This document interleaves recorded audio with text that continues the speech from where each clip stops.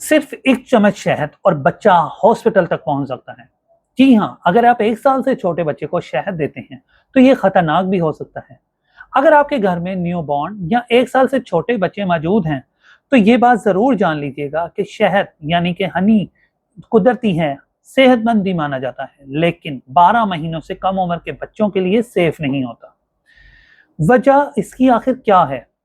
شہد جو ہے اس میں قدرتی طور پر کبھی کبھی ایک چھوٹا سا بیکٹیریا کا سپورس موجود ہو سکتا ہے جس کا نام ہے کلوسٹریڈیم بوٹولینم۔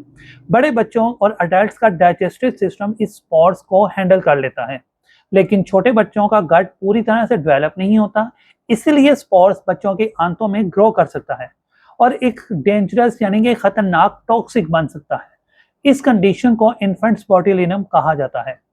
اگر علامات کی بات کی جائے تو علامات میں شامل ہوتے ہیں قبض، کمزوری، بے وجہ کا بچے کا رونا، دودھ پینے میں مشکل، جسم کا ڈھیلا یا ویک لگنا اور سویر کیسز میں سانس لینے میں بھی مشکل ہو سکتی ہے۔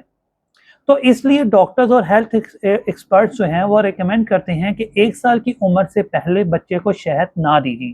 یہ رول ہر طرح کے شہد پر اپلائی ہوتا ہے، رو ہنی، آرگینک ہنی ہو یا مارکیٹ سے خریدا گیا پروسیسڈ ہنی ہی کیوں نہ ہو۔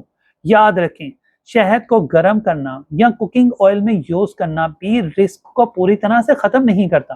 تو ایک سادہ سا رول یاد رکھ لیں کہ 12 مہینے سے کم عمر کے بچے کو شہد نہ دیں، اور 1 سال کے بعد عام طور پر شہد دینا تو سیف ہو ہی جاتا ہے۔